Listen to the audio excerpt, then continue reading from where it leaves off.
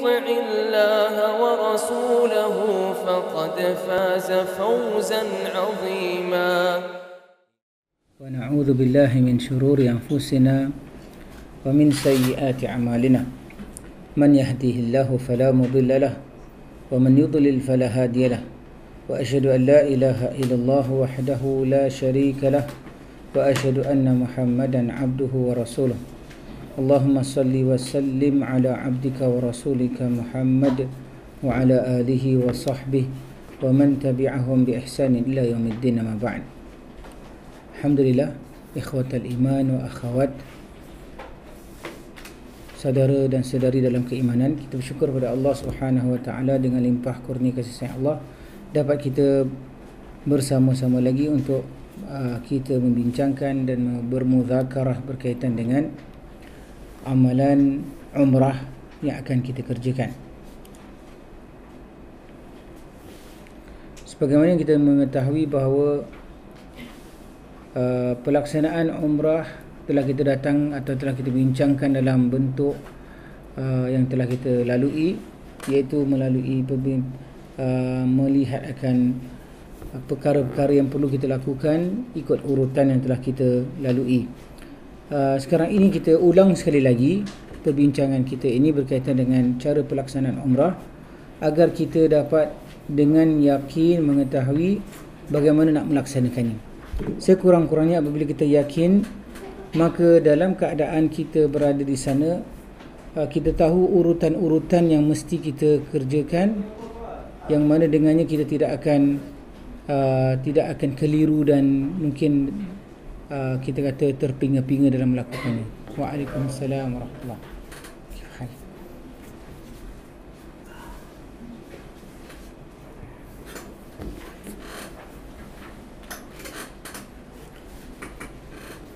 Baik, telah kita terangkan pelajaran lepas berkaitan dengan bagaimana hendak melaksanakan. Siapa boleh ringkaskan saya dengan cara yang singkat atau ringkas untuk menerangkan bagaimana nak melaksanakan umrah? Silakan. Boleh. Secara ringkas, jangan tengok. Secara ringkas, daripada Madinah daripada Madinah kita bergerak ke Zulaifah. Lepas itu kita jatuhkan niat. Lepas itu kita langsung bergerak ke Mekah. Sebelum tu dalam perjalanan kita baca talbiyah. Bila sampai kita akan baca talbiyah sehingga kita nampak Kaabah. Lepas tu kita bacakan doa. Lepas itu kita ke bilik hotel dulu. Kita bersihkan diri. Kalau kita ke hotel dulu belum masuk Kaabah lagi lah. Maknanya kita akan masuk Kaabah, langsung kita buat umrah. Jadi kita pergi ke hotel dululah. Kita pergi ke hotel itu. Jadi talbiyah tetap akan teruskan.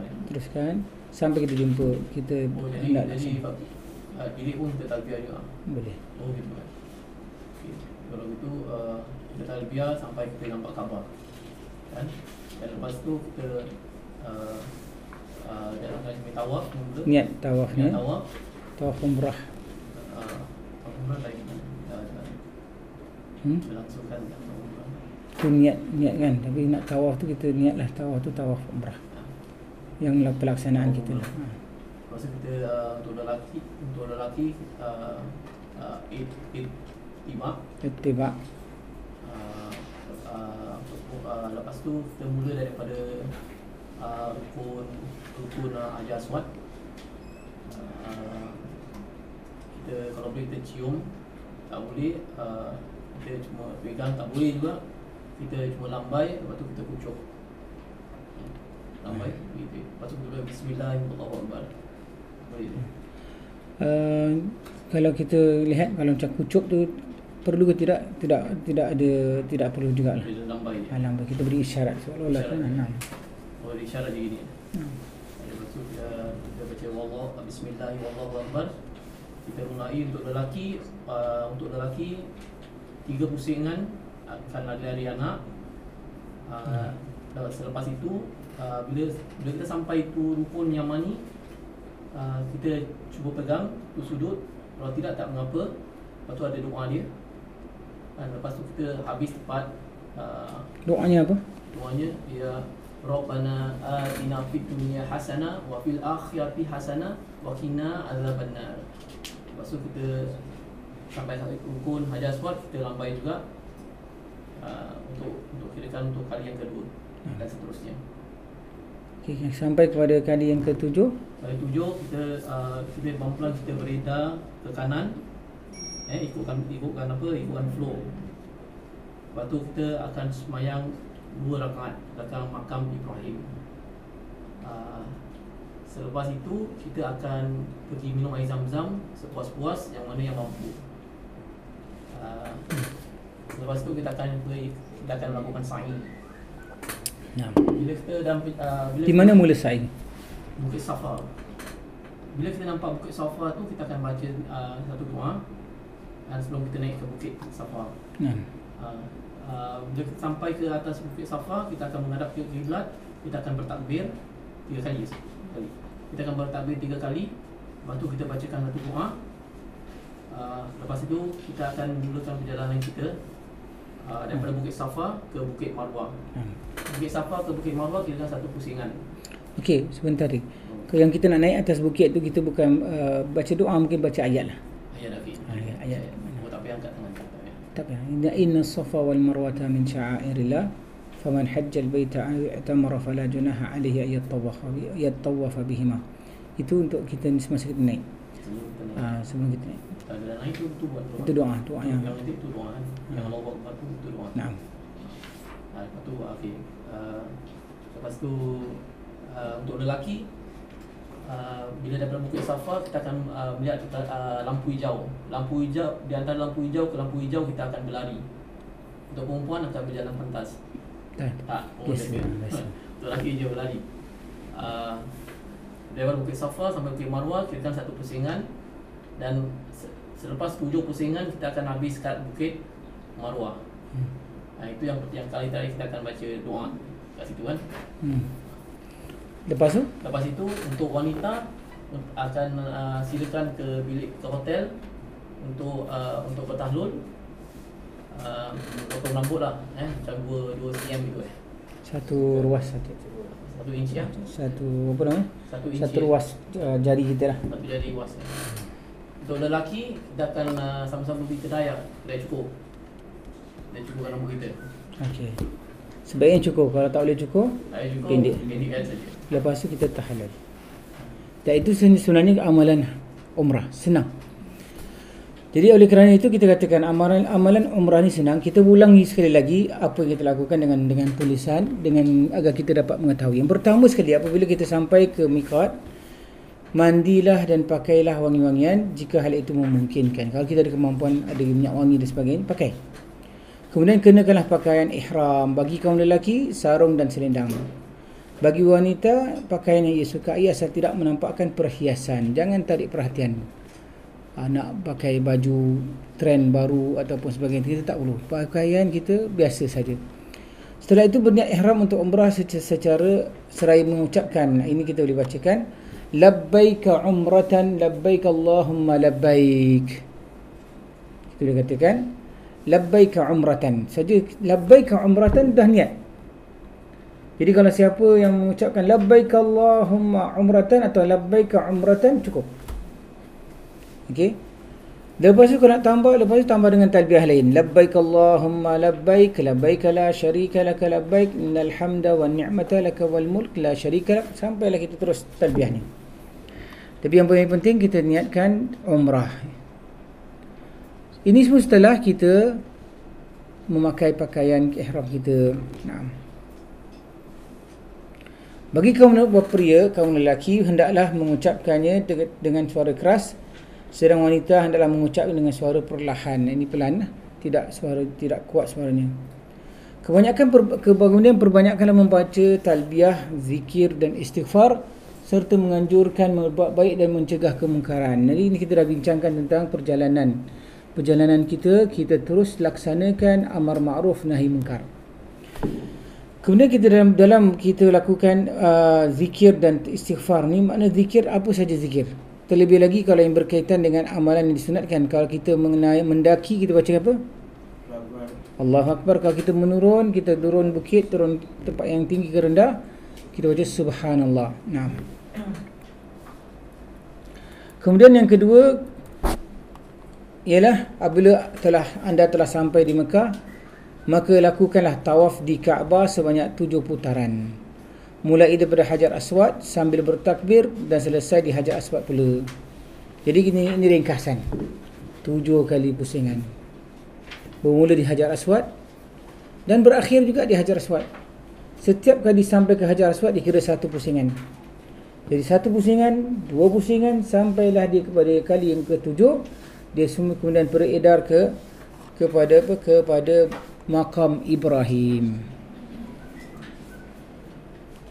Bacalah zikir serta doa yang anda hendaki. Masa tawaf tu, kita terbacalah zikir dan doa yang kita hendaki. Dan boleh kita baca Al-Quranul Karim. Antara rukun Yamani dan rukun Hajar Aswad, sebaiknya kita baca apa? Rabbana atina fid dunya hasanah wa fil akhirati hasanah wa qina adzabannar. Wahai Tuhan kami, wahai Rabb kami, berilah kami kebaikan di dunia dan kebaikan di akhirat. Lindungilah kami dari siksa api neraka. Kemudian setelah tawaf, lakukan solat 2 rakaat di belakang Maqam Ibrahim walaupun agak jauh dari tempat tersebut jika hal itu mungkin. Jika tidak mungkin, tak boleh berlaku demikian, maka lakukan di tempat lain di dalam masjid. Mana-mana tempat boleh. Yang penting 2 rakaat. Boleh ini senang? Baik. Kemudian yang ketiga, keluarlah menuju ke Safa dan naiklah ke atasnya sambil menghadap Kaabah. Bacalah tahmid serta takbir 3 kali sambil mengangkat kedua tangan. Bacalah doa dan ulangi setiap doa 3 kali sesuai sunnah. Makna kita boleh baca apa? Kita baca tahmid Alhamdulillah. Lalu takbir Allahu Akbar, Allahu Akbar, Allahu Akbar. Waktu kita menuju ke Safa ke tanah atas ni, kalau kita menghadap kiblat, ke Kaabah. Adakah usahawan di menghadap Kaabah atau kita terpaksa terpusing tengok Kaabah? Pusing. Dia kalau kita ke sana, kalau kita terus menghadap ke Marwah, jadi kita pusing ke kiri sikit, kita akan nampak Kaabah. Di situ nampak Kaabah ni. Jadi kita jalan tengok gitu je lah. Bukan.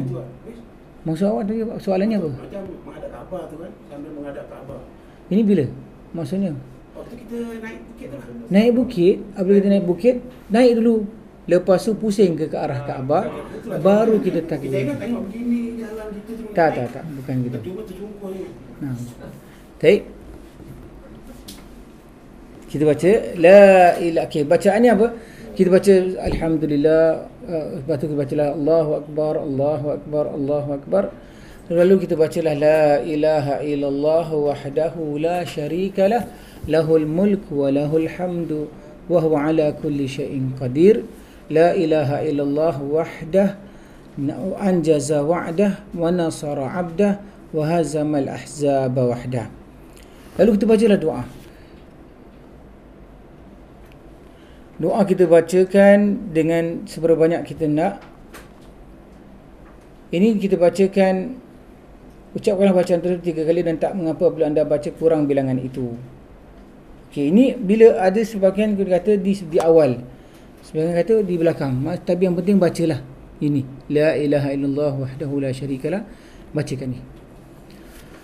Dan masa doa memang semua doa, semua ibadah, doa sebaiknya kita baca menghadap ke arah kiblat. Jadi macam mana pun cuba arah kiblat dalam berdoa. Kemudian lepas itu dah baca semua ni, turunlah kita daripada Bukit Safa dan lakulah sa'i umrah. Sa'i umrah. Lakukan sa'i umrah, mana kita bersa'i sebanyak 7 kali putaran dengan berjalan cepat di antara tanda hijau dan berjalan biasa sebelum dan sesudah tanda tersebut. Kemudian naiklah anda ke atas Marwah, lalu bacalah takbir dan tahmid 3 kali apabila mungkin sebagaimana anda lakukan di Safa.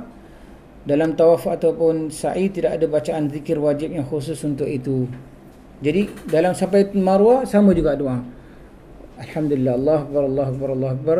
Bacalah doa misalnya kita nak baca, atau kita nak baca tadi dulu, la ilaha illallah wahdahu la syarika la lahul mulku wa lahul hamdu ala kulli syai'in qadir. Lepas kita baca Allah, la ilaha illallah wa anjaza wa'da wa nasara 'abda wa hazamal ahzaba wahda. Baca doa tersebut. Lepas tu kita doa. Buat sama. Kalau boleh panjang-panjanglah doa. Jadi sebab tu kita katakan jangan kasih masa. Okay? Setiap orang 1 minit je sudah ada dalam sofa. Nanti kelam kabut. Kita kalau boleh kita bacalah dalam 1-2 minit, 3 minit, 4 minit boleh. Berapa banyak kita nak rasa. Okey, ringkas. Kita kalau boleh jangan terlalu ringkas, dan kita buat secara berkadar lah. Jangan terlampau lama pula. Orang selain semua tunggu setengah jam tak habis-habis doa. Melainkan kalau kita nak buat seorang, kita kata saya buat seorang, berjalan dulu, saya nak doa khusus misalnya. Ini tak masalah. Assalamualaikum warahmatullahi wabarakatuh. Jadi kalau begitu kita kata tak ada masalah. Okey. Tapi kalau nak doa panjang, beritahulah yang lain. Saya ada banyak hajat nak doa panjang, jadi kita kadarkan. Kita mungkin grupkan orang yang banyak doa dengan orang yang tak kurang doa. Jadi kita ada masa tu agak berkadar, jadi semua ikut kemampuan masing-masing. Kerana ada orang tak tahan masalahnya, tak tahan buang air misalnya. Kita lama-lama nanti dia terpaksa buang air, cari tempat nak buang air. Jadi kita kata kadarkan. Nah.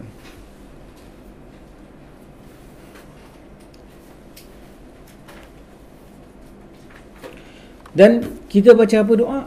Boleh. Zikir apa sahaja kita nak. Bacaan Quran pun lebih baik. Jadi akan tapi bolehkan bagi yang melakukan tawaf atau sa'i untuk membaca zikir dan doa atau bacaan Al-Quran yang mudah baginya dengan mengutamakan bacaan-bacaan zikir doa yang bersumber dari tuntunan atau tuntunan Rasul. Mana apa yang diajarkan oleh Rasulullah sallallahu alaihi wasallam. Banyak doa-doa ma'thur yang awak boleh baca di belakang.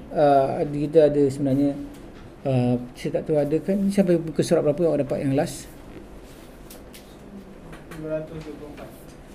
224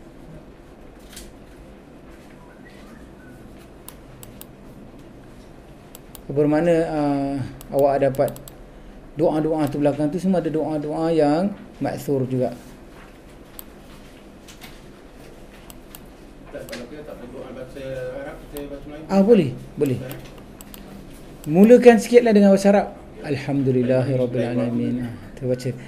Lepas tu kita bacakan selawat, jangan lupa. Itu semua bahasa Arab.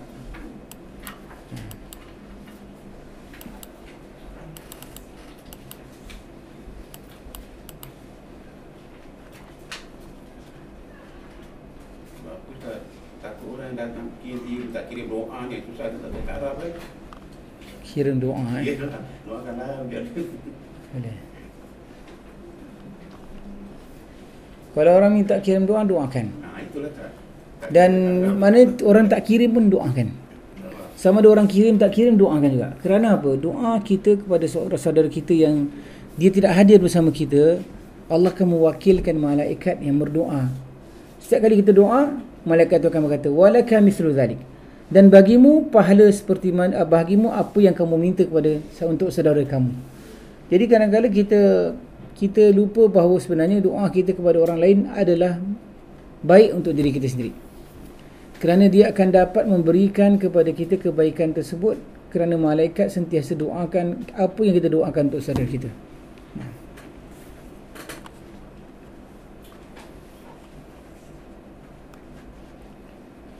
Bila anda telah selesai melakukan sa'i, maka cukurlah dengan bersih gondol bagi kaum lelaki dan pendekkanlah rambut kepada anda sekiranya tidak menggondol. Dengan demikian selesailah umrah anda dan selanjutnya anda diperbolehkan melakukan hal-hal yang tadinya menjadi larangan ihramnya. Apabila anda melakukan haji tamattu' ini tak perlu kerana kita tak ada masuk tempat haji. Jadi dengan ini kita katakan kita selesai. Ringkas saja. Dapat diringkaskan pelaksanaan umrah dengan waktu singkat. Tapi di antaranya ada doa-doa yang mustajab, doa-doa yang mustahab kita lakukan. Kita cuba lakukan. Seperti doa Assalamualaikum warahmatullahi wabarakatuh. Doa misalnya masuk masjid, itu semua kita kena hafalkan. Doa masuk masjid, doa kita kita inginkan daripada Allah Subhanahu wa taala, misalnya kebaikan-kebaikan, terutama daripada sudut kita nak baca doa untuk minum air Zam-Zam. Ada hasil datangan dari minggu lepas bahawa Imam Nawawi ada mengatakan cara kita minum air Zam-Zam dengan kita berkata, ya Allah, sesungguhnya Nabi-Mu telah bersabda bahawa air Zam-Zam ini sebagaimana diminumkan, maka ya Allah, aku minum Zam-Zam ini untuk apa kita niatkan. Jadi dengan itu air Zam-Zam itu, minuman air Zam-Zam itu dapat kita manfaatkan lebih lagi daripada kita minum dengan cara tak sedar, kita minum cara tak menginginkan kebaikan daripada peminuman tersebut. Dan kita dah terangkan diwajib bagi yang sedang berihram untuk haji dan umrah hal-hal berikut. Ini telah kita bincangkan juga, kita ulang lagi sekali. Melaksanakan apa yang diwajib Allah kepadanya seperti kewajipan salat pada waktunya secara berjemaah. Kaum lelaki yang pergi ke Masjid Haram, kaum lelaki yang pergi yang pergi ke sana, jangan lupa bahawa ini sebagai satu tempat untuk kita praktiskan mentaati perintah Allah Subhanahu wa taala secara keseluruhannya. Allah perintahkan kita lakukan solat 5 waktu. Jadi lakukan sebagaimana yang patut kita lakukan, yang paling tepat kita lakukan ialah dengan berjemaah pada waktu awal-awal waktunya bersama dengan imam di masjid. Itu paling baik. Dan itulah ajaran Nabi dan yang telah dilakukan oleh para sahabat Rasulullah sallallahu alaihi wasallam. Mungkin kita pincang di Singapura nak lakukan demikian, kan? Jadi ini peluang kita untuk melakukannya di semasa kita di sana. Jadi apabila kita dapat peluang untuk lakukan, jangan abaikan, jangan tinggalkan peluang-peluang ini. Solat 5 waktu kita cuba lakukan di masjid, kalau boleh pada takbir yang pertama. Nah, berkenaan dengan takbir yang pertama ni, kita kata ada kelebihannya. Tetapi yang masyhur di kalangan para orang jemaah haji dan umrah, mereka katakan bahawa barang siapa yang dapat 40 solat ataupun 40 waktu takbiratul ihram, maka dapat dijauhkan daripada 2 perkara, daripada kenifakan dan daripada api neraka. Tapi kita kata hadis yang sebenarnya yang lebih tepat adalah 40 hari. Hadis yang tepat adalah 40 hari, bukan 40 waktu. Sebab itu sebagian mereka ingin melakukan 40 waktu itu di mana masjid Nabi SAW, jadi mereka tinggal di sana lebih kurang kita kata berapa hari? 8 hari lah. 8 hari. Tapi sebenarnya bukan di masjid Nabi saja, di mana-mana saja. Sesiapa yang solatnya mungkin di Singapura saja kita boleh dapat solat dengan berjemaah pada berjemaah mana pada rakaat jemaah yang pertama. Bukan nanti dia datang pukul 3 dia bikin jemaah sendiri, tidak. Maknanya jemaah yang pertama. Dapat lakukan solat dengan jemaah yang pertama dengan takbir yang pertama selama 40 hari. Ini memang payah. Dia akan dapat 2 kelepasan. Kelepasan daripada api neraka, kelepasan daripada kenifakan. Baik. Tapi walaupun bagaimana kita tak dapat untuk 40 hari di sana, kita cuba sedaya upaya kita biasakan diri kita untuk solat berjemaah. Kedua, menjauhi apa yang dilarang oleh Allah berupa rafath, berkata buruk, bercumbu mesra dengan isteri dan sebagainya. Ini rafath, mana kita katakan perkara-perkara yang kita dekat kepada bersatu atau bersama dengan isteri kita tidak dibenarkan. Fusuk, melanggar perintah agama. Maksudnya melanggar perintah agama semua bedalah. Semua pelanggaran. Dia kat sana dia buat maksiat ke, dia buat apa sebagainya, itu dilarang.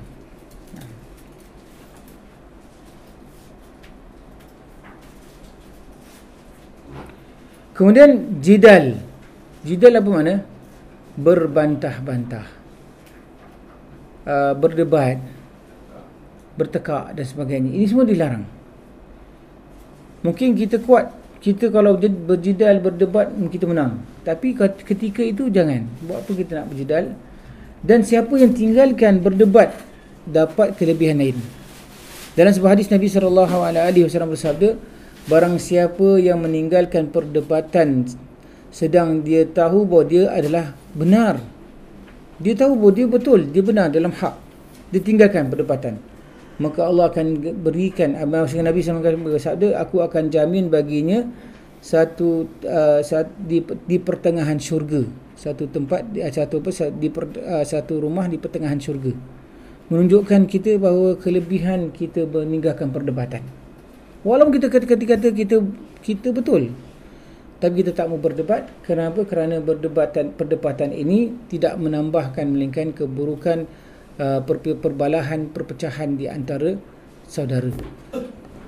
Kalau kita berdebat dengan orang yang berilmu, tak ada masalah. Maknanya kalau kita menerangkan mereka apa yang betul dan salah, tak ada masalah.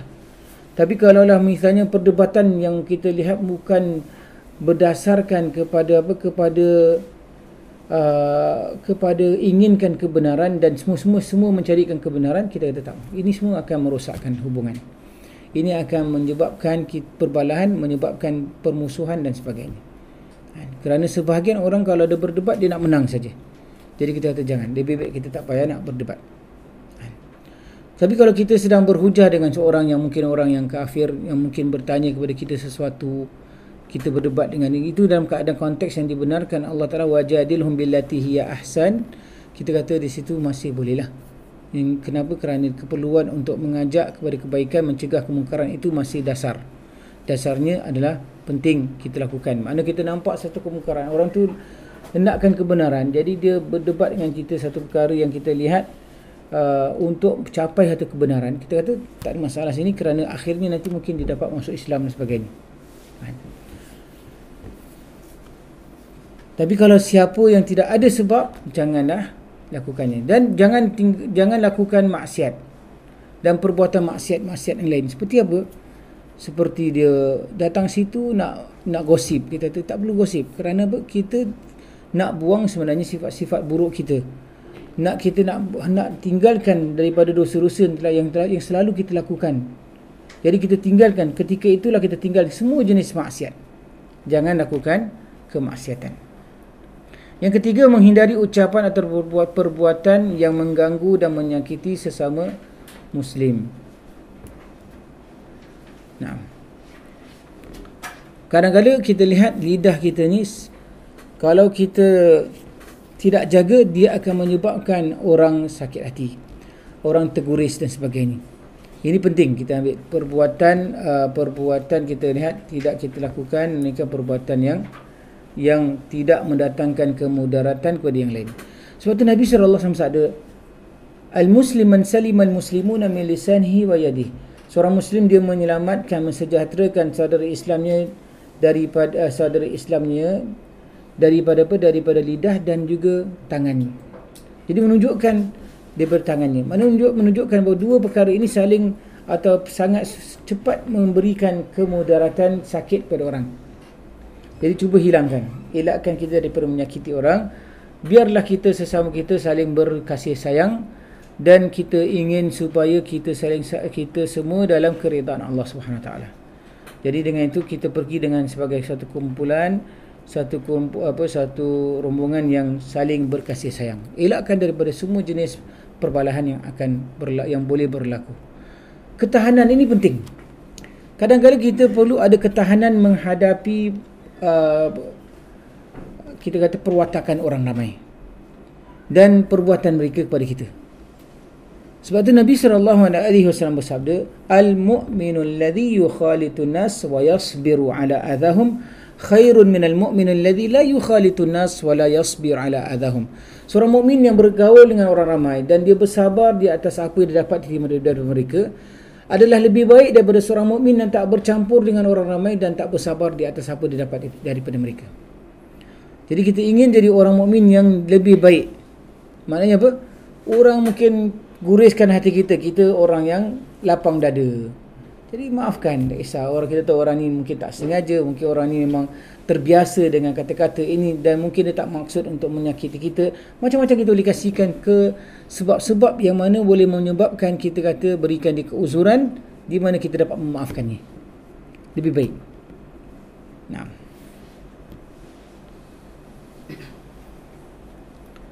Kemudian kita menjauhi larangan-larangan ihram, iaitu mencabut rambut atau memotong kuku, sedangkan bila rambut atau kuku itu lepas dengan tidak disengaja saat ihram, maka ia tidak dikenakan denda apa-apa. Jadi kalau ada rambut, kita bangun je rambut kita gugur ataupun kuku kita tercabut, terlanggar, terkopik dan sebagainya, maka di sini tidak ada apa-apa, tak kena dikenakan denda, melainkan kita yang sengaja lakukan. Mempergunakan wangi-wangian di badannya atau pakaiannya, begitu juga pada makanan dan minumannya, tak boleh. Setelah kita jatuhkan niat, dah tak boleh lagi kita sentuh wangi-wangian. Yang ia pergunakan saat sebelum ihram, maka tak mengapa. Jadi kalau digunakan sebelum dia jatuhkan niat ihram, tak ada masalah. Tapi kalaulah selepas, tak boleh. Ketiga, membunuh binatang buruan atau menghalaunya atau membantu orang yang berburu selagi ia masih dalam keadaan ihram. Yang ini kita lihat, membunuh binatang buruan jelas, menghalaunya juga jelas. Misalnya menghalau dia supaya dia masuk dalam perangkap sebagainya kan, kita kata jelas tak boleh. Atau membantu orang lain berburu, kita tak boleh juga. Jadi asisten tak boleh. Bahkan bukan saja jadi asisten, dia bantu dengan apa? Dengan orang tanya, orang yang berburu tanya, mana pergi arnab tadi, dia tunjuk sana, tak boleh juga. Maknanya tak boleh beri tunjuk, tak boleh bantu dan sudut menunjuk pun tak boleh, kerana dia dianggap sebagai membantu.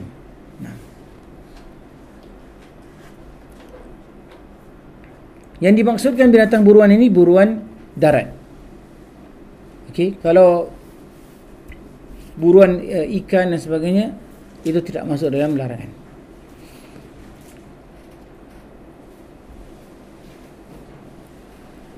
Sebab tu apabila orang dah tahallul, Nabi Allah Taala berfirman, wa idza halaltum fastadu, dan sekiranya kamu telah halal maka berburulah. Jadi kita boleh berburu lepas tu. Maknanya sebelum itu tak boleh. Keempat, memotong pepohonan atau mencabut tanaman yang masih hijau di tanah haram. Semua tanaman-tanaman hijau-hijauan tak boleh kita cabut atau kita potong. Begitu juga memungut barang temuan. Mana apa? Luqatah. Kalau kita lihat di mana-mana kita jumpa barang-barang, kita apa buat? Kita ambil, kita boleh simpankan untuk orang yang hilang. Mana kita iklankan pada orang ramai, kita jumpa satu benda. Siapa dah hilang, jumpakan saya, sifatkan kepadanya. Ini dibenarkan, tapi diharam tak boleh. Suatu ulama kata, siapa jumpa barang hilang dia haram, tinggalkan di situ saja. InsyaAllah orangnya akan datang cari. Kalau kita mula gerakkannya, nanti kita lihat orang tak jumpa, dan kita pula bermasalah nanti. Kerana tidak ada hukum boleh ambil luqatah selepas habis pemakluman. Tidak ada. Diharam. Bermakna haram, dia perlu kita diharam. Tidak seperti mana di luar. Kalau di luar, kalau orang tu tak ada orang tuntut selepas tahun, kita boleh gunakan. Tapi di situ haram tak boleh. Sebab tu jangan tentu, jangan pegang. Nanti orang lain ambil, orang lain yang pasal. Kenapa? Ini sekarang ni kita lihat tidak dibenarkan.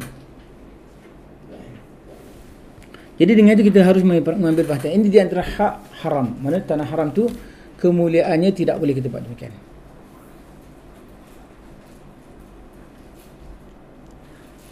Kecuali jika maksud untuk mengumumkannya, kerana Rasulullah telah melarang semua perbuatan tersebut. Larangan-larangan ini berlaku pada pula bagi yang tidak berihram. Tapi kalau kita letakkan, kita maklumkan kepada orang tempat diharam juga, ada satu tempat yang barang kehilangan. Di situ boleh tak kita berikannya? Boleh kita berikan dengan kita datangkan sifat-sifat di mana kita jumpanya dan sebagainya kepada mereka, agar mereka dapat mengiklankan kepada kita untuk orang yang kehilangan. Tapi kita katakan bahawa kalau kita tak mahu, jangan sentuh. Lebih utama. Kemudian jangan pula kita lakukan apa perkara yang dekat kepada rafath, iaitu meminang atau melangsungkan akad nikah baik untuk dirinya maupun untuk orang lain. Dia biasa jadi qadi dekat negerinya. Orang mau cari dia kat situ. Kita kata jangan, tak ada. Kat situ saya mengerjakan umrah, tak boleh lakukan apa-apa urusan yang berkaitan dengan pernikahan atau sehingga petuk tangan. Ada orang memang cari peluang ke sana untuk cari pasangan. Kita tak boleh. Kenapa? Kerana ramai sangat orang, berbagai macam bangsa dan sebagainya kan. Jadi kita elakkan. Jangan jaga niat kita.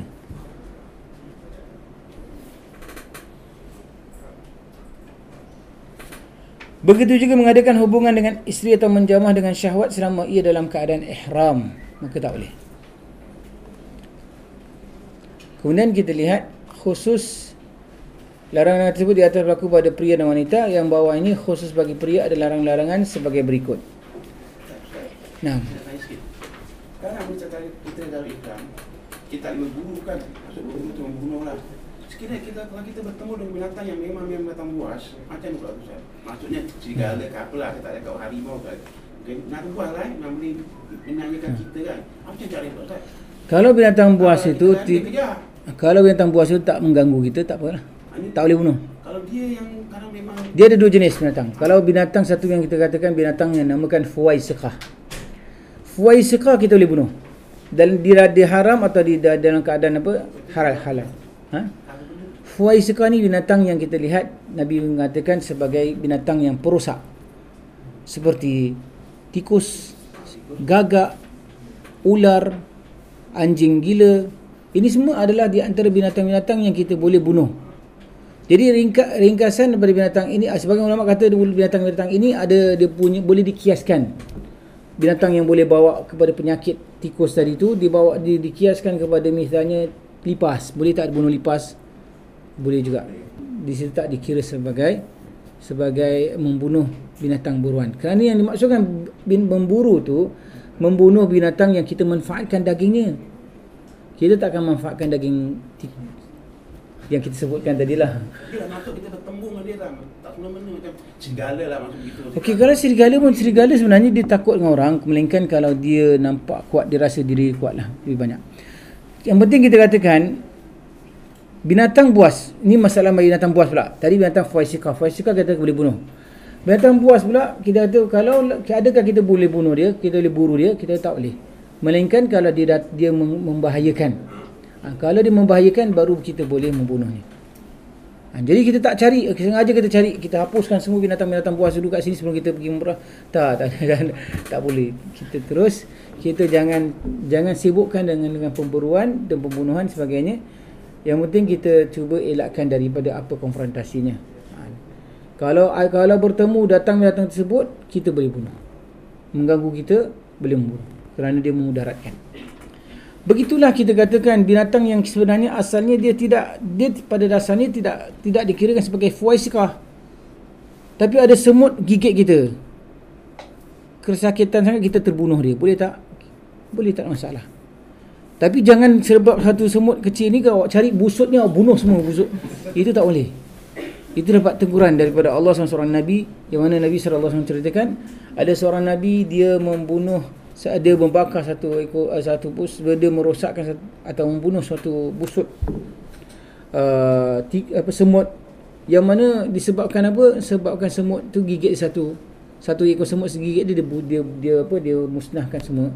Maka Allah menerangkan, Allah mengatakan kepadanya, adakah kerana seekor semut yang menggigit kamu memusnahkan satu umat yang berzikir kepadaku? Semua ni berzikir kepada Allah Subhanahu Wa Taala. Jadi kita katakan pembunuhan binatang-binatang saja kita lihat Allah Subhanahu Wa Taala larang kita bunuh dengan sewenang-wenangnya. Apatah lagi kalau bunuhnya manusia. Itu lagi dahsyat. Itu kemungkaran, itu kefasikan yang besar. Jadi tak bolehlah sudah tentu kita katakan tak terbayang seorang yang dalam keadaan ihram nak melakukannya. Nah. Baik. Jadi kalau binatang-binatang buas dan hatta sekali binatang yang tak buas sekalipun yang dia boleh membahayakan kita, boleh kita bunuhnya sekiranya dia membahayakan. Kalau tidak, tak perlu kita tak cari. Sekarang ni banyak, sebelum apa-apa semut dah dibunuh dulu. Belum dia kacau kita, belum curi makanan kita pun. Kita spray dulu semut tersebut. Jadi kita kata jangan. Semut ni adalah binatang yang mana kita dilarang untuk membunuh. Larangan lagi untuk membunuh. Jadi sebab tu kalau boleh kita tolak dengan sedaya dengan setaranya. Maknanya kalau dia datang kita tolak. Kalau dia hampir menggigit, di situ kita boleh bunuh dia. Kenapa? Kerana membahayakan, mudaratkan. Jadi kita elakkan daripada kita menganiaya binatang-binatang, yang mana sebenarnya sebahagian binatang itu ada kemuliaan yang mana Allah SWT memuliakannya. Di antaranya semut. Allah mengkhususkan satu surah yang dinamakan sebagai surah semut. Kerana sifat semut ni kita lihat satu yang mana ciri-ciri yang, sebab tu kita katakan salah satu ciri semut ni lah dia ingin kebaikan bagi umatnya, kaumnya. Dia selamatkan kaum dia daripada malapetaka. Dia ajak kaumnya supaya selamatkan diri, masuk dalam rumah-rumah kamu, supaya Nabi Sulaiman tak menginjak kamu sedang dia tak mengetahui. Jadi kita lihat ini salah satu daripada ciri-ciri semut yang baik, iaitu kita pun perlu ada sifat ni. Sebagai mengambil berat terhadap saudara kita.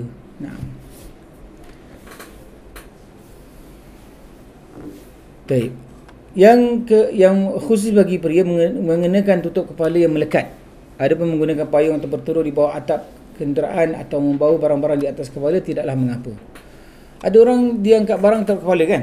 Orang-orang kita tahu, orang-orang Afrika, sebagian orang-orang yang lain yang mungkin yang agak hidup dalam keadaan rugged sikit lah kita kata, dia orang angkat barang besar macam badan dia, lebih besar daripada ni, kadang-kadang dekat kepala dia. Kepala masya-Allah kuat betul. Hatta saya lihat wanita-wanita buat demikian. Periuk belanga dia teruk atas kepala. Macam mana kita lihat boleh bawa? Subhanallah. Allah berikan kepada mereka kemampuan yang mana kita tak terbiasa. Kerana kita agak lembut sikit lah kita kata dalam kita rugged, tidak lasak. Jadi oleh kerana tak lasak tu, kira-kira kita nak buat benda-benda itu macam tak terfikir nak buat. Jadi barang di atas kepala boleh letak barang atas kepala kita bawa boleh. Tapi jangan yang melekat. Maknanya songkok lah. Songkok dan melekat. Jadi orang lelaki tak boleh bawa barang seperti itu. Kalau misalnya dia letak macam satu alas dekat kepalanya untuk letak barang, tak kisah. Memakai kemeja dan semacamnya yang berjahit untuk menutupi seluruh badan atau sebahagiannya, begitu juga jubah, sarban, celana dan sepatu, kecuali jika tidak mendapat sarban lalu memakai celana, atau tidak mendapat sandal kemudian mengenakan sepatu, maka tak mengapa baginya. Ini kalau tak ada kalau tidak dapat maka tak mengapa. Jadi apabila kita lihat jubah, sarban, celana dan sepatu, dan ini adalah di antara perkara yang kita katakan penting bagi kaum lelaki. Kadang-kadang dia terlupa, misalnya dia selalu kat rumah dia selalu pakai songkok dan sebagainya kan. Jadi terpakai songkok atau terpakai sarban dan sebagainya, dia kata elakkan. Sedang bagi wanita diharamkan saat ihram untuk menggunakan sarung tangan dan menutup mukanya dengan cadar atau kerudung. Tetapi bila ia berhadapan muka dengan kaum pria yang bukan mahram, maka ia wajib menutup mukanya dengan kerudung atau semacamnya, sebagaimana kalau ia tidak dalam ihram. Ini dalam khilaf ulama berkaitan adakah wajah itu aurat. Maka sebagian ulama melihat bahawa wajah itu aurat, maka dia kata semua kalau dalam apa keadaan berjumpa dengan pria atau lelaki mesti tutup. Jadi itu adalah di antara khilaf. Ada yang mengatakan wajib, ada kata sunat. Yang mengatakan wajib kata perlu tutup. Tapi yang mengatakan sunat, mereka lihat adalah sunat, kalau tak tutup tak mengapa. Jadi apabila kita lihat dengan ini, pemahaman kita tentang ini menunjukkan bahawa sesiapa yang menutup ketika berhadapan dengan kaum lelaki tidak termasuk dalam larangan yang kita katakan memakai purdah dan sebagainya, menutup akan muka. Jadi kita kata menutup yang melazimi, yang melekat, kita tak boleh. Tapi kalau menutup dengan cara kita katakan kain yang di atas terus diturunkan ke bawah, tak ada masalah. Itu tidak ada masalah. Apabila seorang yang berihram mengenakan pakaian yang berjahit atau menutup kepalanya, atau mempergunakan wangi-wangian, atau mencabut rambutnya, atau memotong kukunya kerana lupa atau tidak mengetahui hukumnya, maka ia tidak dikenakan fidyah, dan hendaklah segera menghentikan perbuatan-perbuatan tadi di saat ia ingat atau mengetahui hukumnya. Ini adalah pendapat yang kita lihat. Sebagian ulama melihat bahawa kalaulah dia sedang memotong kuku, mencabut rambut, di sini dibezakan. Kalau ada yang boleh dikejarkan, hilangkan, lebih ringan daripada yang tak boleh. Maknanya kalau dah potong kuku tak boleh pasang balik. Kalau dah potong rambut, dah cabut rambut, tak boleh masukkan balik. Jadi yang di sini sebahagian mengatakan kena fidyah. Sebahagian kata tidak. Kenapa? Kerana dia tak sedar, dia tak tahu akan hukum. Di sini daripada sudut tersebut khilafnya. Jadi ada sebahagian ulama kata walaupun dia tak tahu kerana dah masalahnya dia tak boleh lagi ulangkan balik, pulangkan berlaku dalam keadaan sedia kala, maka dengan itu kita sebahagian ulama kata perlu untuk bayar fidyah. Tapi ikut pendapat ini dia juga pendapat Syekh Utsaimin rahimahullah mengatakan bahawa tidak perlulah dia bayar fidyah kalaulah kerana terlupa ataupun dia tak tahu hukum. Kerana terlupa ataupun tersilap sebagainya adalah di antara keuzuran. Bagi yang sedang berihram boleh mengenakan sandal, cincin, kacamata, alat bantu pendengaran, jam tangan, ikat pinggang biasa, ada mana tali pinggang ikat pinggang bersaku untuk menyimpan wang dan surat-surat, boleh. Maka ini tidak ada masalah, boleh mengenakan sandal, cincin, kacamata. Siapa yang pakai kacamata, pakailah terus. Siapa tak pakai kacamata boleh pakai tak? Siapa yang tak pakai kacamata? Boleh jugalah, tapi tak guna pakai. Kenapa? Awak tak perlu pakai. Poinnya ialah yang pakai tak ada masalah. Cuma yang tak pakai ni nak pakai pada pakai ihram, kenapa? Kan? Itu dia punya permasalahan. Sunglasses boleh lah kalau ada keperluan kepadanya. Diperbolehkan mengganti pakaian ihram dan mencucinya serta mandi dan membasuh kepala. Jadi kalau pakaian ihram kita ada dua helai dan sebagainya, kita boleh gunakan. Boleh cuci yang satu, kita sementara kita pakai yang satu lagi. Serta mandi dan membasuh kepala. Mana basuh kepala boleh tak? Ada orang takut basuh kepala kenapa nanti gugur. Kita tak ada masalah, basuh kepala, tak kisah. Apabila lantaran mandi dan membasuh tadi terdapat rambut yang rontok tanpa disengajakan, maka ia tidak dikenakan apa-apa. Begitu juga halnya bila ia terkena luka. Jadi ini tak ada masalah. Kalau dia semasa dia nak dia mandi dan sebagainya, atau dia sedang nak uruskan kepala rambutnya sikit lalu tergugur, tak ada masalah. Selagi bukan dia yang sengaja mencabutnya. Okey. Kita dah selesai mengerjakan haji, cara mengerjakan haji. Jadi ada soalan lagi berkenaan dengan haji pula, berkenaan dengan umrah kita dah buat. Kita dah selesai perbincangannya, menerangkannya berkali-kali.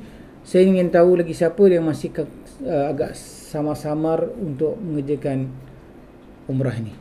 Ustaz, saya nak tanya sikit. Waktu kita ihram tak pakai baju berjahit kan? Ada macam mana nak pakai dalam tu, Ustaz?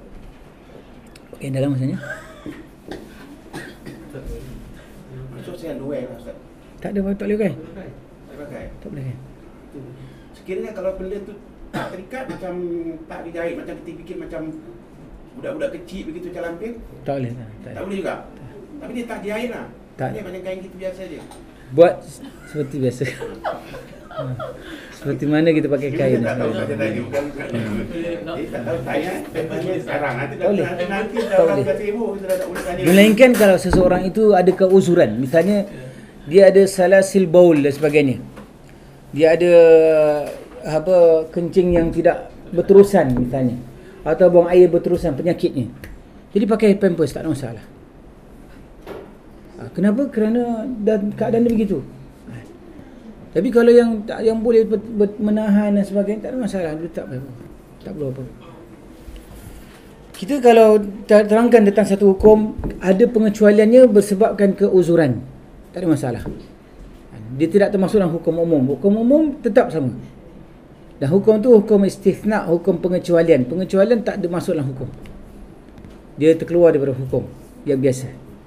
Jadi tak boleh kita gunakan hukum istithna, pengecualian ni kepada hukum yang biasa, tak boleh. Okey, dengan itu kita sampai kepada berziarah ke Masjid Nabawi. Ini adalah daripada Syekh.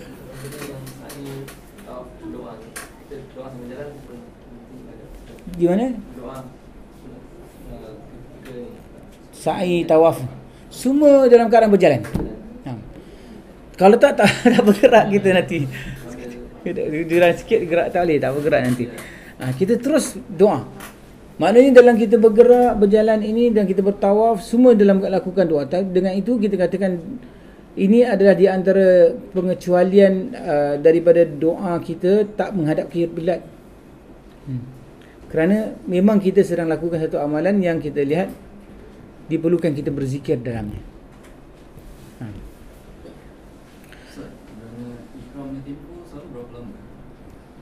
Bergantung berapa lama kita nak selesaikan ni. Maknanya kalau seorang dah berihram, berapa lama adanya validity ihram tersebut? Kita tak ada validity ni. Selagi awak tak selesaikan ibadah umrah tu, selagi tu awak masih dalam ihram. Sehingga sahabatkan orang sampai setahun.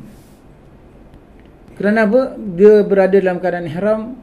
Kenapa? Kerana dia misalnya sebagai contoh, dia terlupa nak tawaf ifadah. Dia dah balik negeri dulu. Jadi sekarang dia belum lagi kita katakan selesai dia punya haji. Di mana bermakna setahun itu dia kena kawal diri daripada bersama dengan isteri ni. Ini bagi yang dah tahallul kecil lah. Kalau haji kan, mesti haji lagi satu kali. Mana dia kena, kalau tapi kita kata dia dah tahallul sughra, mungkin tak masalah pakai baju, tapi satu yang masih lagi pantang yang terakhir tu dia tak boleh buat. Bermakna kita katakan dalam keadaan ihram itu, seseorang itu bergantung kepada dia dah selesaikan ke belum dia punya. Ada orang pula dia mempermainkan umrah dan haji ni sampai kita lihat dengannya dia sebenarnya berada dalam keadaan ihram. Dia dah sampai kepada miqat, dia dah berihram, lalu datang Mekah itu ramainya orang. Balik kita tak mahu ramai-ramai, tak suka ramai-ramai. Dia balik rumah dulu. Lepas tu dia lupa bahawa dia dalam keadaan ihram. Dia tetap dalam ihram sampailah dia buat selesaikan umrah itu. Dan ini keadaan yang sangat besar. Kerana berlaku pada orang yang kita lihat dia ingat ihram ni macam perkara biasa, jadi dia terus pergi nak ramai sangat orang tak tahan lah. Nak kena beratur ramai sangat, dia balik. Ini orang yang dekat-dekat lah, Jeddah ke mana-mana kan, dia balik. Jadi selagi dia tak kembali melakukan umrah, selagi itu dia tidak dalam keadaan tahallul. Kalau dilanggar, setiap pelanggaran adalah kena lakukan pembayaran ataupun kena dendanya. Tadi kata Ustaz Noel, dia kan kalau dia dah lupa sampai setahun, dia balik, dia lupa. Dan itu nanti terpaksa dia pergi lagi. Macam komplitkan balik lah. Apa kata kalau dia cancel dia balik lagi? Tak boleh cancel. Haji balik sana balik. Haji tak boleh cancel. Kat sinilah kan bukan kata murah-murah kan. Memang, tapi kerana salah sendiri. Yalah maksudnya lah. Sebab tu kita katakan bahawa kalau kita kata haji umrah tak ada cancel. Allah firman, "Wa atimul hajja wal umrata lillah." Sempurnakan haji dan umrah kerana Allah. Jadi ulama kata antara amalan yang tak boleh cancel di antaranya lah haji. Tapi kata Ustaz tadi macam ni sampai balik negeri semua dia boleh. Bermakna depan Allah SWT dia akan dipersoalkan semua ni. Setahun berarti. Maknanya semua akan dipersoalkan. Maknanya pelanggaran dia terhadap setiap pelanggarannya itu dia akan diperhisapkan. Sebab tu kita katakan jangan mengambil ringan. Walaupun dia jatuh sakit ke waktu dia sedang jatuh sakit sempurnakan juga. Sebab tu orang yang jemaah haji yang pergi sakit, mereka disempurnakan hajinya. Sekurang-kurangnya Arafahnya, lepas tu mereka mungkin pergi ke Muzdalifah ke tidak, tak masalah. Itu kira boleh bayar fidyah. Tawaf dia baik, dia buat tawaf ifadahnya, tak kisah. Tapi kalau dia tak buat itu semua, terus nak batalkan, tak boleh batalkan. Dia macam hancur lebur terus tak boleh jalan, tak boleh apa lagi. Itu kita katakan kalau misalnya kalau keadaan demikian, kita boleh masih wakilkan. Tapi kalau dia masih boleh kalau kita lihat orang tu dalam keadaan keuzuran, di antara keuzurannya ialah dia dihalang sebagainya, bukan dalam keadaan dia sendiri yang batalkan, itu masalah lain lagi. Tapi bila masuk niat haji, ada yang boleh masuk niat hingga sampai dia terhenti. Nah, itu kalau dia bersyarat. Sebab tu kita katakan kalau siapa rasa mungkin ada masalah dalam kita jatuhkan niat, kita bersyarat. fa in habasani habisun fa mahilli min haitsu habastani. Kalaulah sesuatu yang menghalangiku, maka di tempat yang aku dihalangi itulah tempat aku bertahallul. Itu okey. Tapi sekarang ni bukan, dia bukan, maknanya kalau dia rasa dia tak boleh pergi ramai orang dia nak watakkan, tak boleh juga. Ini tak pakai syarat ni. Syarat ini tak pakai.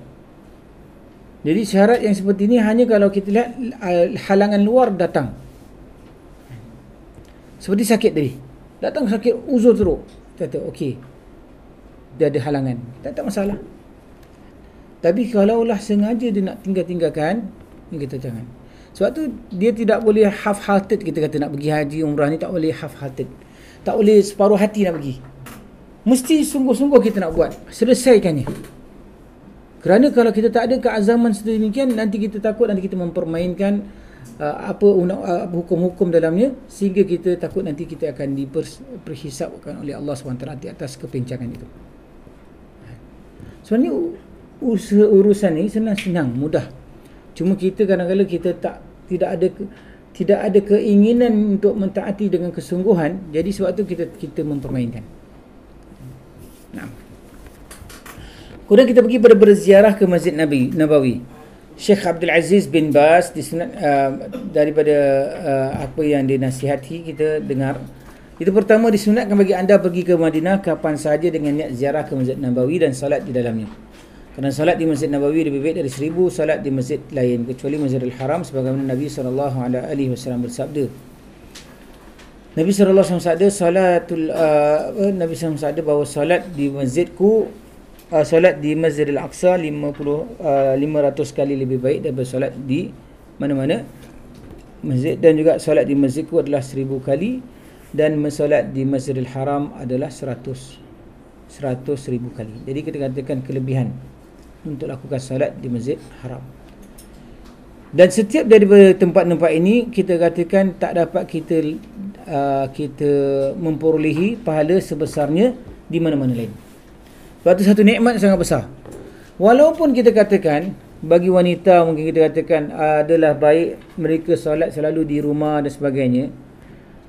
Tapi kalau di Masjid Nabawi kita katakan mereka nak datang, kita tu datang tak kisah. Jangan kita katakan bahawa mereka tak boleh mesti kat rumah, ada kat hotel. Tidak, bahkan kita katakan solat berjemaah lah lebih baik di situ. Walaupun kita katakan wanita-wanita di zaman di Madinah Munawwarah mereka solat di rumah-rumah masing-masing. Kita katakan itu bagi pihak wanita-wanita atau wanita-wanita yang tinggal di sana lah.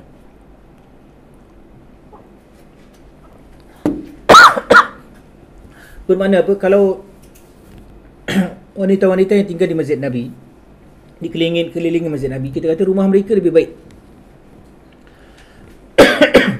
Kerana Nabi SAW bahawa solat di rumah kamu adalah lebih baik. Mana lebih baik daripada solat di Masjid Nabi? Lebih baik daripada solat di Masjid Nabi. Tapi bagi kita yang datang ni, memang nak datang untuk menziarahi Masjid Nabi SAW, maka kita katakan di sini tidak ada masalah bagi wanita-wanita untuk datang ke Masjid Nabi untuk mendapatkan pahala 1000 kali lebih baik salatnya di situ daripada masjid-masjid lain. Tetapi kita katakan bahawa jangan kita rasa bahawa wanita-wanita tak pergi kurang pahala, kerana kita ada dalil menunjukkan bahawa wanita-wanita yang tidak pergi ke Masjid Nabi kerana solat di rumah masing-masing adalah lebih baik, pahalanya lebih baik dari sisi Allah Ta'ala daripada di rumah, di masjid. Tapi Nabi larang kita, melarang wanita-wanita daripada pergi masjid dengan sabdaan Nabi SAW, la tamna'u ima Allahi masajid Allah. Jangan kamu larangi wanita, hamba-hamba wanita Allah Ta'ala daripada pergi ke masjid Allah. Jadi kalau nak pergi masjid, jangan larang. Jadi kita katakan sebaiknya kalau bersama-sama pergi ke masjid, lakukanlah solat itu dengan mengharapkan ganjaran daripada Allah, daripada pahala yang disediakan.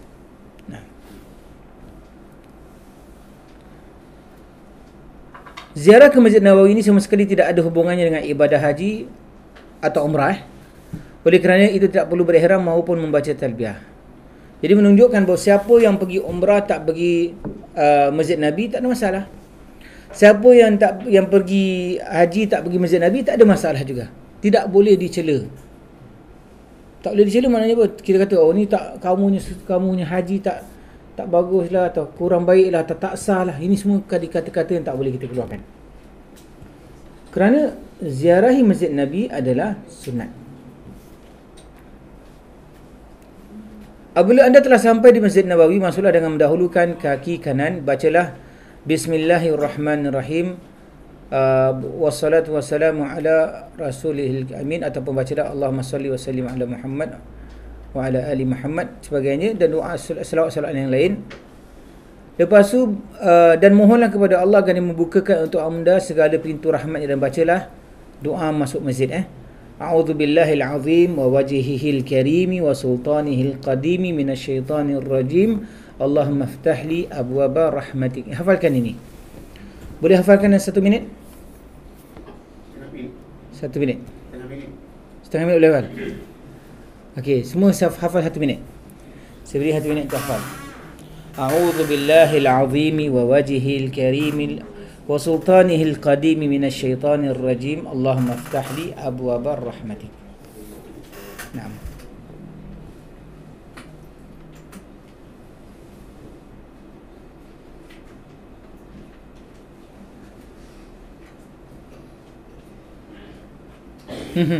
Dah?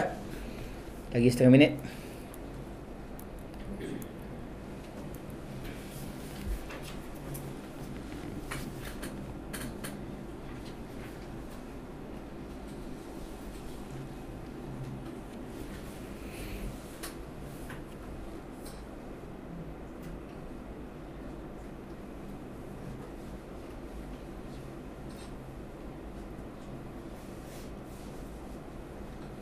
Boleh? Khalas, bacakan. Tengok saya.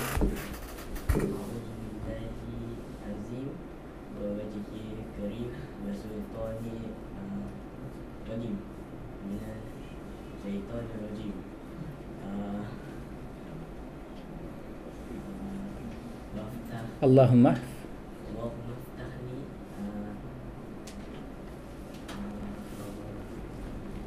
abwaba. Nah, bagus. Tinggal sikit je lagi, lancarkan dia. Siapa lagi? Syafiq, fadal.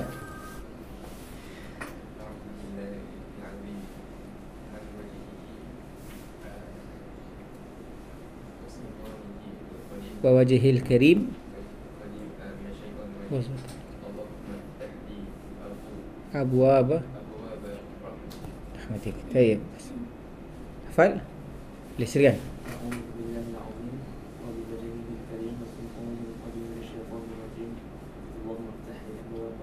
Ahsan. Boleh?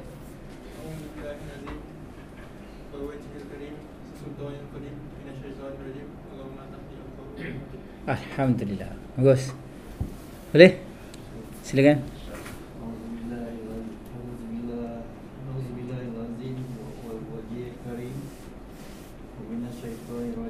Wa sultanihil qadim minasyaitan.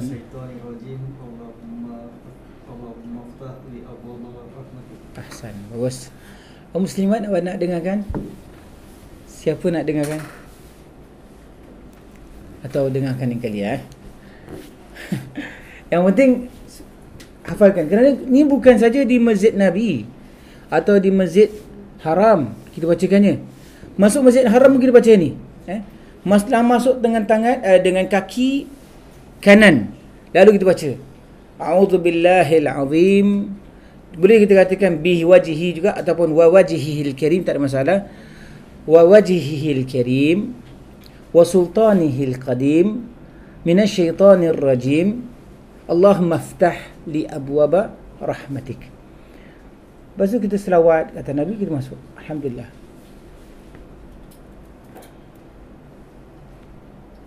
Naam.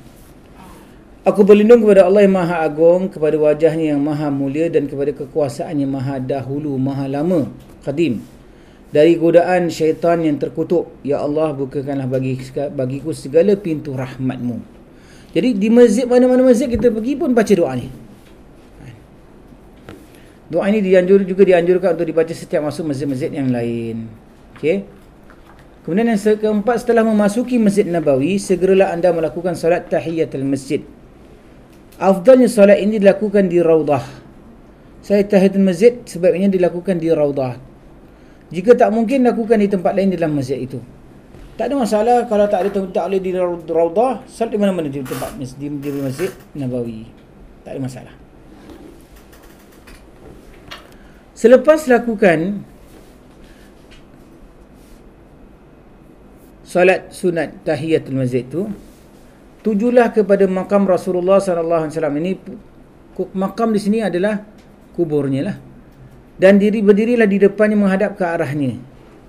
Kemudian ucapkanlah dengan sopan.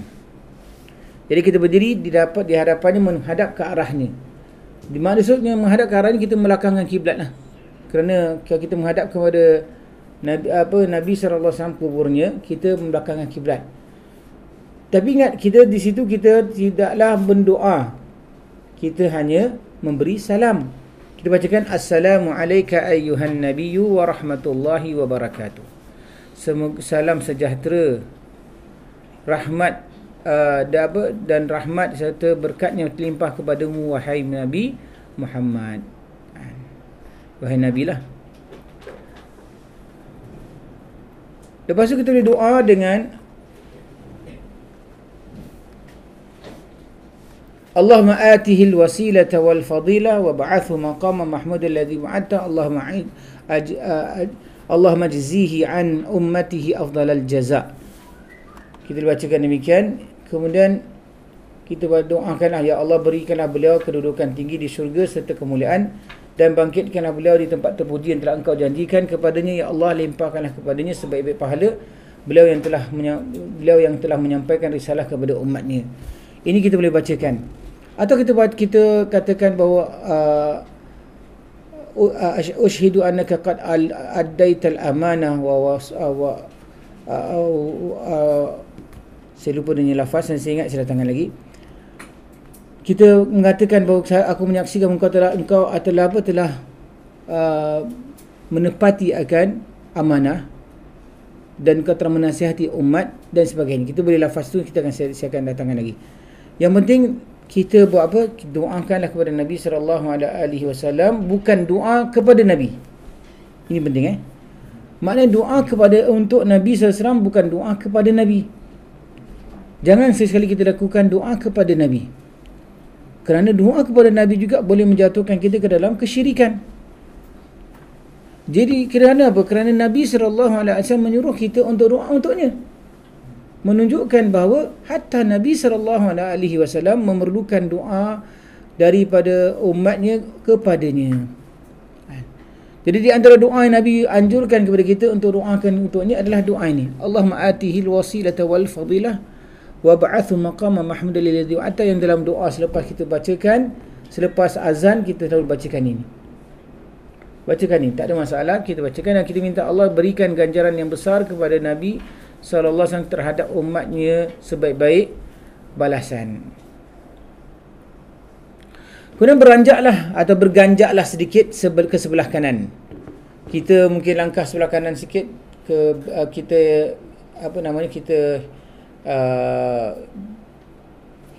hempit atau kita ke kanan lah, kemudian digerak ke kanan. Kita bergerak ke kanan sedikit, lalu kita beri salam kepada Abu Bakar radhiyallahu an. Assalamu alayka ya Aba Bakrin. Assalamu alayka ya Abu Bakr. Dan kita doalah kepada Allah supaya dapatkan dia keampunan dan rahmat Allah Ta'ala. Kemudian bergeserlah lagi sedikit ke sebelah kiri,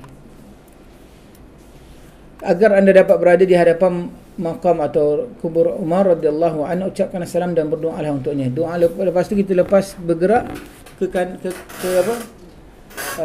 sebenarnya bukan ke sebelah kiri sebelah kanan sebenarnya, salah cakap.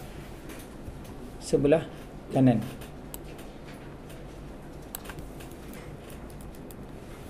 Maknanya kita lihat pertama ni, kita sampai di sini adalah makam Rasulullah. Kita bacakan bersalam, lepas bersalam doakannya kepadanya, kita bergerak ke sebelah kanan.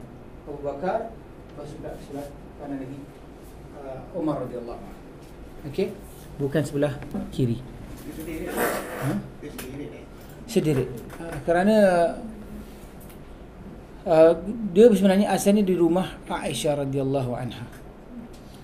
Sebab tu apabila setelah dikuburkan Umar radhiyallahu anhu di situ, Aisyah radhiyallahu anha dah tidak menanggalkan pakaiannya lagi di situ, di rumahnya. Kerana apa? Kerana ada Umar.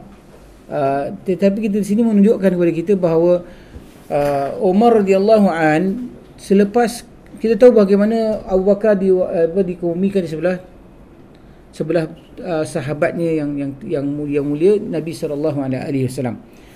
Lalu Umar apabila beliau telah ditikam, beliau meminta izin daripada Aisyah, boleh tak sekiranya beliau juga dikuburkan sebelah kedua sahabat-sahabatnya.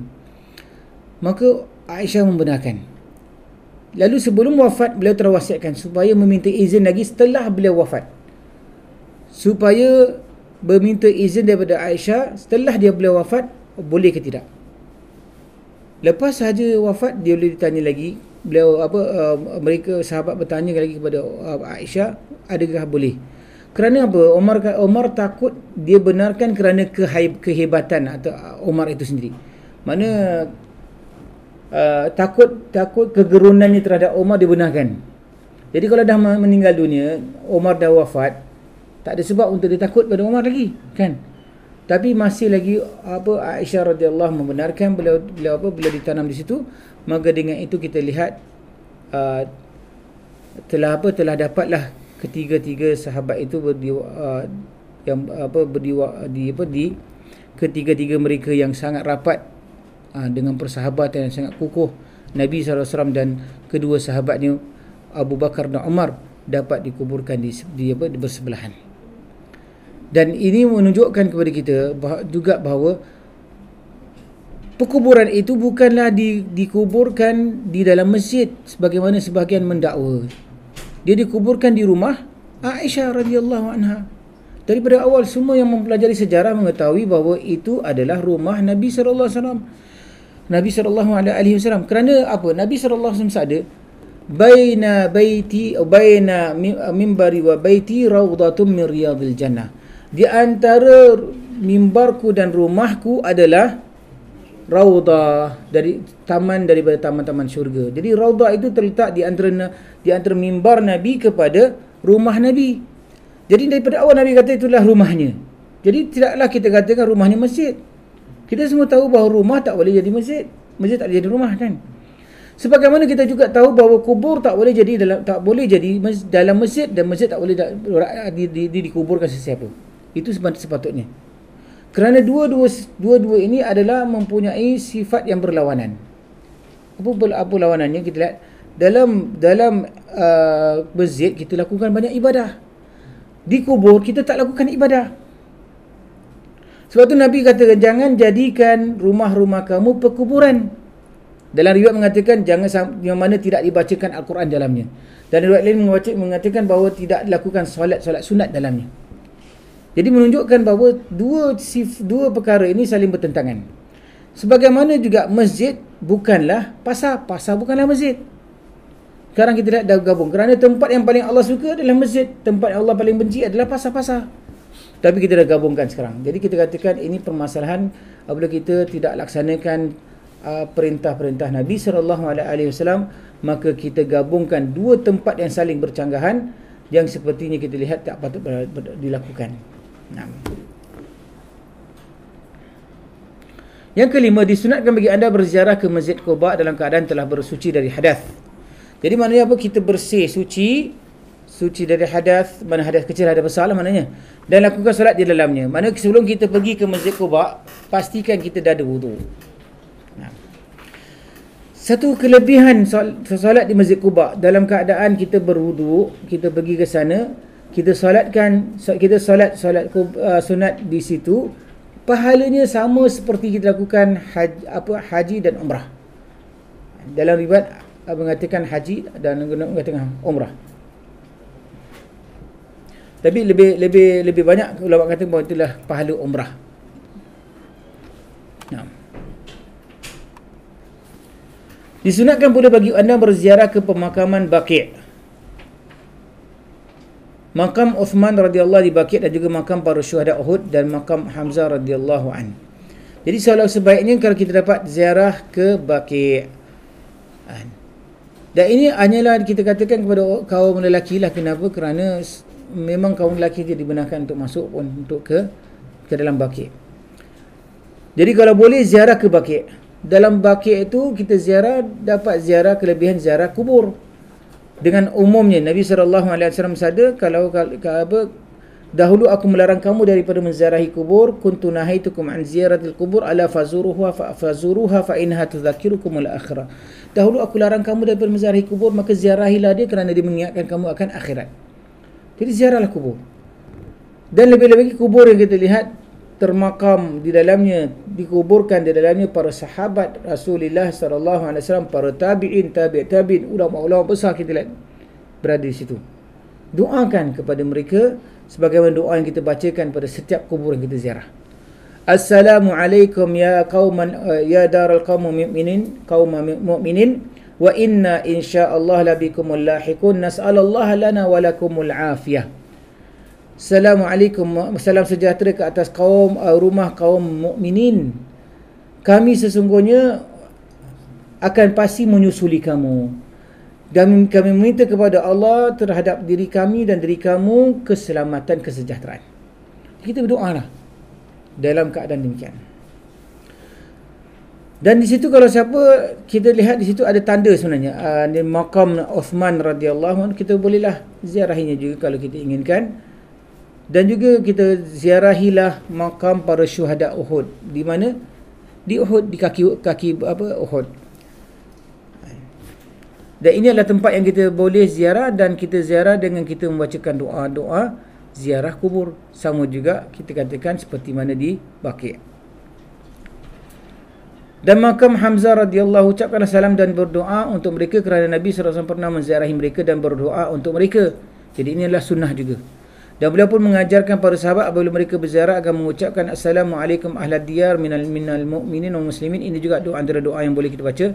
Wa inna insyaallah bikumul lahiqum nas'alallah lana wa lakumul afiyah. Jadi kalau boleh hafalkan. Ini saya kasih masa seminggu lah. Taklah hafal sebelum pergilah. Yang penting kerana apa? Ini bukan saja di tempat yang kita nak ziarah, makam-makam ni. Mana-mana kubur kita pergi ziarah, kita baca doa ni. Bermakna kita bukan pergi kubur untuk minta doa daripada ahli kubur. Tidak, sekali-kali tidak. Kita pergi kubur untuk memberikan doa kita kepada mereka. Kerana orang yang masih hidup, masih lagi kita lihat sempurna, masih boleh lagi melakukan perubahan, boleh lagi memberikan doa dan sebagainya, yang doanya insya-Allah akan diperkenankan Allah Subhanahu Wa Taala. Manakala orang yang telah meninggal dunia tidak akan dapat memberikan satu kemanfaatan atau kemudaratan. Kita lihat kenapa? Kerana Allah telah menerangkan, Nabi SAW telah menerangkan bahawa terputus amalannya daripada dirinya sekiranya telah meninggal dunia. Melainkan 3. Sedekah jariah, ilmu yang dimanfaatkan, anak yang soleh mendoakan. Jadi kita katakan itu perlu kita mengetahui. Jadi jangan sesekali kita pergi kepada mana kubur, wali mana pun kita berkubur, siapa pun, imam mana pun, jangan kita doa, minta doa daripadanya. Kita doakan untuknya sudah. Okey, jadi dengan itu, dan juga kita tak digalakkan untuk menziarahi semua orangnya kubur. Susahlah kalau Allah SWT menyuruh kita ziarah kubur, susah, urut tertentu kan. Setiap kali kena ziarah orang tertentu, tak, susah. Tak ada perintah daripada Allah pun untuk kita ziarah orang tertentu pun. Kita katakan ini sunnah, kenapa? Kerana Nabi pergi. Jadi kita kata sunnah. Yang Nabi tak pergi, kita tak sunnah. Maknanya apa? Kalau selain daripada kubur-kubur yang Nabi tak pergi, jangan kita nak pergi pun. Kerana tidak ada sunnahnya. Kalau ziarah ni ziarah umum, tak ada masalah. Mana ziarah seperti ziarah perkuburan biasa, tak ada masalah. Tapi jangan sekali-kali kita lihat di situ ada kelebihan pahala kerana dia amalan sunat. Lebih-lebih lagi ada mengatakan wajib pula. Kita tersalah. Di Madinah Munawwarah tidak ada masjid ataupun tempat yang disunatkan Tidak ada masjid ataupun tempat disunatkan untuk diziarahi selain Masjid Nabawi dan tempat-tempat tersebut di atas. Oleh kerana itu janganlah memberatkan diri atau bersusah payahlah mengerjakan sesuatu yang tidak ada pahalanya, bahkan mungkin akan mendapatkan dosa kerana perbuatan tersebut. Jadi ada orang kata pergi sini, pergi situ dan pergi pada tiang berdemikian, pegang tiang tersebut, tak perlu, tak ada tempat nak perlu buat gitu. Jabal Uhud. Okey, panjat Jabal Uhud. Kita buat apa nak panjat Jabal Uhud? Awak tak bawa gear hiking dan sebagainya. Jadi jangan pergi. Kalau awak pergi awak membahayakan diri. Adakah kelebihan ziarah panjat Gunung Uhud? Tidak ada. Walaupun Gunung Uhud Nabi pernah panjat, kalau kita memang ada kemampuan tinggal sana, panjatlah, tak kisah, sekali tak kisah. Kenapa? Kerana memang ada Nabi SAW pernah panjat dengan Umar, Abu Bakar, Umar dan Uthman. Lalu Gunung Uhud bergegar. Nabi kata, "Uthbut Uhud." Tetaplah Uhud, kerana dia bersamamu ini adalah seorang Nabi, Siddiq dan 2 orang yang akan mati syahid. Benar-benar kita lihat bahawa Abu Bakar Siddiq, Umar dan Uthman mati syahid. Tetaplah Uhud kerana di atasmu ini ada seorang Nabi, Siddiq dan 2 orang yang akan mati syahid. Jadi Nabi mengatakan demikian, Gunung Uhud pun berhenti. Ini di antara mukjizat Nabi SAW, di mana Nabi SAW telah memerintahkan Uhud supaya kekal, tetap jangan bergegar ketika itu. Di sini juga persoalan, adakah kita ziarah perkuburan itu kita perlu sedekahkan Fatihah atau bacakan surah Yasin kepada mereka? Tak perlu. Kita buat apa ibadah kita kat mana-mana, dia orang dapat pahala, alhamdulillah. Pertamanya, Nabi SAW adalah orang yang paling banyak pahalanya kerana Nabi adalah sebab kepada kita punya Islam. Jadi setiap orang menjadi sebab kepada hidayah seseorang, semua pahala orang yang melakukan ibadah itu dia akan dapat, tanpa mengurangkan baginya sedikit pun pahala dia. Bayangkan para sahabat, mereka semua dapat pahala banyak.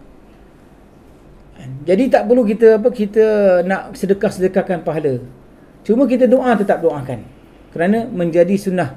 Jangan menjadi sunnah Nabi SAW. Hatta Nabi seorang yang kita lihat yang maksum masih lagi meminta daripada umatnya doakan untuk dia dapatkan wasilah, maqam mahmudah. Itu kita menunjukkan baru doa ni kita tak kira doa siapa. Orang yang banyak pahala, banyak ketaatan pun kita doakan untuknya. Itu adalah sunnah yang kita katakan boleh kita lakukan. Manakala bacaan Fatihah, sedekah Fatihah dan Yasin kita kata tak perlu. Kerana masalah itu pun masalah khilaf. Ada khilaf ulama, ada mengata sampai, ada tak mengata sampai sedekah seperti itu. Jadi kita kata elakkan daripadanya lagi utama. Dan kita sebenarnya telah selesai. Saya harap awak dapat baca sendiri kesalahan orang-orang sebahagian jemaah. Kita boleh sekejap sebentar. Beberapa kesalahan dalam ihram: melewati miqat tanpa berihram dari miqat tersebut hingga sampai ke Jeddah atau tempat lain. Setelah melewati miqat baru melakukan ihram dari tempat itu. Hal itu menyalahi perintah Rasulullah SAW mengharuskan setiap jemaah haji agar berihram dari miqat yang dilakukan. Maka bagi yang melakukan hal tersebut agar kembali ke miqat yang dilaluinya tadi dan berihram dari miqat itu kalau memang memungkinkan. Jika tidak, maka ia wajib membayar fidyah dan menyembelih binatang korban di Mekah dan memberikan keseluruhannya kepada orang-orang fakir. Baik, untuk kita katakan dam sembelihan yang disebabkan dinamakan sebagai fidyah, yang kita katakan disebabkan meninggalkan kewajipan. Itu semua dam itu semua harus dibelikan, sembelihan itu semua harus diberikan kepada fakir miskin Mekah. Tak boleh kita ambil sedikit pun daripadanya. Berbeza dengan kalau kita katakan dia adalah korban tak ada masalah. Korban kita boleh ambil sebahagian daripada makanan.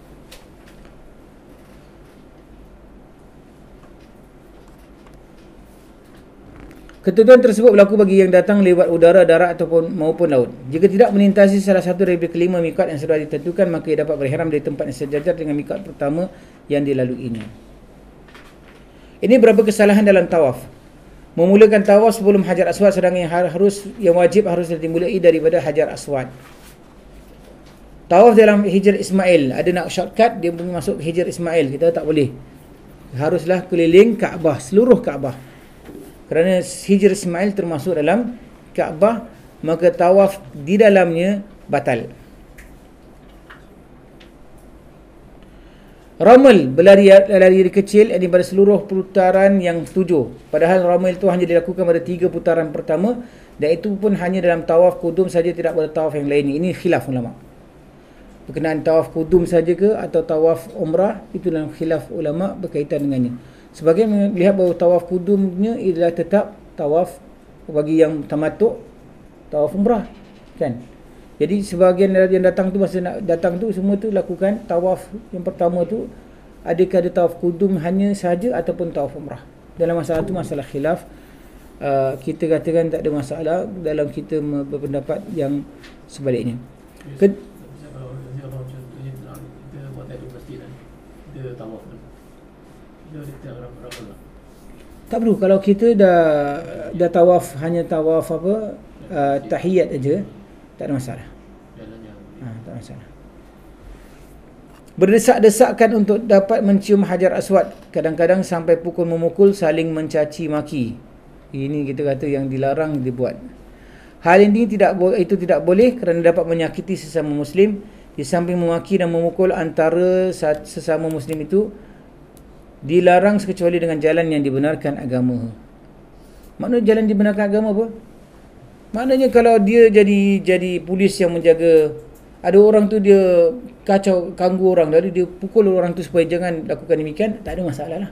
Kerana dia lakukan atas dasar untuk mencegah orang daripada menganiaya. Tidak mencium Hajar Aswad sebenarnya tidak membatalkan tawaf. Tawafnya tetap sah sekalipun tidak menciumnya. Maka cukuplah dengan berisyarat, melampaui tangan dan bertakbir saat berada sejajar dengan Hajar Aswad walaupun dari jauh. Jadi kita kata jangan terlampau kita inginkan cium, kita jadikan wajib. Mesti cium, tidak perlu. Mengusap-ngusap Hajar Aswad dengan maksud untuk mendapat barakah dari batu itu. Ada orang dia dah bukan saja sentuh, dia pegang, disapu muka, sapu badan semua, jadi kita kata dia dapatkan keberkatan. Kita tak ada keberkatan. Tidak ada keberkatan dalam perkara itu. Hal ini adalah bid'ah, tidak mempunyai dasar sama sekali dalam syariat Islam. Sedang menurut tuntunan Rasulullah SAW cukup dengan menjamah, menciumnya saja, itu pun kalau memungkinkan. Lalu yang keenam, menjamah seluruh pojok Kaabah, bahkan kadang-kadang menjamah dan mengusap seluruh dindingnya. Allah, ini masalah besar. Dinding saja dia sapu-sapu, usap-usap. Padahal Rasulullah tidak pernah menjamah bahagian-bahagian Kaabah kecuali Hajar Aswad dan rukun Yamani sahaja. Ketujuh, menentukan doa khusus untuk setiap putaran dalam tawaf. Kita tentukan tawaf pertama begini bacaannya, tawaf kedua bacaan. Kita lihat ada sebahagian buku-buku dia tuliskan tawaf pertama baca ni, tawaf kedua baca ni, tawaf ketiga baca. Kita kata tidak sahih semuanya kerana tidak ada penetapan bacaan pada tawaf pertama, kedua, tiga, keempat. Semuanya tak ada, melainkan dia rukun yang antara rukun Yamani kepada rukun Hajar Aswad. Itu Rabbana atina fid dunya hasanah wa fil akhirati hasanah wa qina adzabannar. Adapun yang beliau lakukan setiap melewati Hajar Aswad adalah bertakbir pada setiap akhir putaran antara bacaan Hajar Aswad dan rukun Yamani. Beliau membaca Rabbana atina fid dunya hasanah wa fil akhirati hasanah wa qina adzabannar. Mengeraskan suara pada waktu tawaf sebagaimana dilakukan oleh sebahagian jemaah atau para mutawif yang dapat mengganggu orang lain yang juga sedang melakukan tawaf. Ni kuatkan pekik-pekik. Ramai-ramai dia pekik ataupun dia seorang pekik, dia yang lain ikut. Kita tak perlu. Kita akan lihat, mungkin kat sana kita akan dengar, nampak dan kita dengar nanti. Tapi kita itu bukan disuruh. Kesembilan, berdesak-desakan untuk melakukan solat di dekat makam Ibrahim. Hal ini menyalahi sunnah disambil mengganggu orang-orang yang sedang tawaf. Salat 2 rakaat tawaf dapat dilakukan di tempat lain dalam Masjid Haram. Mana kalau tak dapat di belakang makam Ibrahim, di mana-mana tempat dalam Masjid Haram. Yang mutazam dengan yang makam Ibrahim punya sudut tu kan, dia macam besi dia. Tu dia kata ruang itu saja. Tak ada. Tak ada. Beberapa kesalahan dalam sa'i. Ada sebagian jemaah ketika naik ke atas Safa dan Marwah, mereka menghadap Kaabah, mengangkat tangan ke arahnya sewaktu membaca takbir. Seolah mereka bertakbir, mereka gini, Allah Akbar, Allah Akbar, lepas tu doa. Kita tak perlu. Takbir aja. Hal ini keliru kerana Nabi SAW mengangkat kedua telapak tangan beliau yang mulia hanyalah di saat berdoa. Di bukit itu cukuplah membaca tahmid, takbir serta berdoa kepada Allah sesuka hati sambil menghadap kiblat, dan lebih utama lagi membaca zikir yang dilakukan oleh Nabi SAW saat beliau di bukit Safa dan Marwah. Tadi bacaan dari la ilaha illallah wahdahu la syarika lah sampai habis. Kedua berjalan cepat pada waktu sa'i antara Safa dan Marwah pada seluruh putaran. Ini salah lah. Yang tempat yang disuruh jalan cepat ialah di antara dua tanda hijau. Berapa kesalahan ketika ziarah ke Masjid Nabi, mengusap-usap dinding dan tiang-tiang besi ketika menziarahi makam Rasulullah dan mengikatkan benang-benang atas semacam pada jendela-jendela untuk mendapatkan berkah. Sedangkan keberkahannya hanyalah terdapat pada dalam hal yang disyariat oleh Allah dan Rasulnya sallallahu alaihi wasallam, bukan dalam bid'ah. Sebagai mereka gitu, sampai saja ke Masjid Nabi punya pintu, kadang-kadang mereka terus letakkan pipi dekat bawah, dekat dunia tanah. Sebagian cium, sebagian dekat dada, sebagian sambil dia punya kain yang mereka kadang buat sebagai sarban dan kadang buat sebagai letak di atas badan mereka sapu lap. Sedangkan dah ada pembersih kat situ kan, mereka buat demikian. Kita kata tak sesuai. Dan ini lebih-lebih lagi kalau mereka dekat dengan dekat sebelah raudhah yang sebelah tepi tu, mereka cuba melakukan sesuatu. Kita kata tak perlu. Itu semua adalah perkara yang tidak ada sandaran dan dasar. Pergi ke gua-gua di Gunung Uhud, begitu juga ke Gua Hira dan Gua Thur di Mekah. Dia pergi Gunung Uhud, ada gua, saya tak tahu ada gua di Gunung Uhud. Dia pergi ke gua-gua tersebut dan mengikat potongan-potongan kain di tempat-tempat itu, di samping membaca berbagai doa yang tak diperkenankan oleh Allah Subhanahu Wa Taala, serta bersusah payah untuk melakukan hal-hal tersebut. Kesemua itu adalah bid'ah, tidak ada dasarnya sama sekali dalam syariat Islam yang suci ini. Menziarahi beberapa tempat yang dianggap sebagai bekas peninggalan Rasulullah SAW, seperti tempat mendekamnya unta Rasulullah SAW, sumur Khatam, sumur Uthman, dan mengambil pasir di tempat-tempat ini dan dengan mengharapkan berkah. Ini antara amalan-amalan, dan banyak saya dengar ejen-ejen bukan saya dengar di Malaysia ada satu orang ni, dia mutawif juga, dia cakap tentang macam-macam semua ni, lalu dia suruh ambil keberkatan daripadanya. Dia kata ini semua tidak tepat dan dia tidaklah disuruh oleh Nabi SAW. Memohon kepada orang-orang yang telah meninggal dunia dalam mati ketika berziarah di pemakaman Baqi' dan syuhada Uhud, serta melemparkan uang ke pemakaman itu untuk mendekatkan diri dan mengharapkan berkah dari penghuninya. Subhanallah. Ini semua amalan-amalan yang kita lihat kita tahu bukan daripada Islam. Dengan senang kita tahu ini bukan daripada Islam. Tak payah nak ilmu tinggi-tinggi untuk kata ini boleh ke tak boleh. Kita tahu ini bukan. Wishing well punya konsep. Letak duit, campak duit. Kita kata bukan.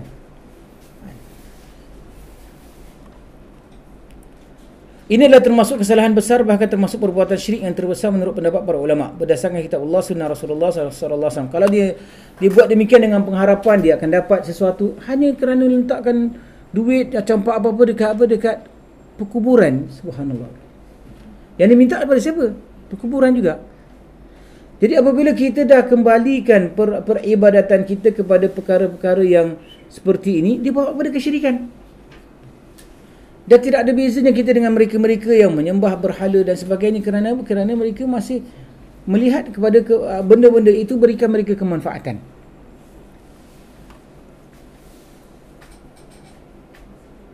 Dan tidak boleh sekali-kali sama sekali mengalihkan tujuan ibadah selain kepada Allah, seperti dalam berdoa, menyembelih korban, bernazar, jenis ibadah lainnya.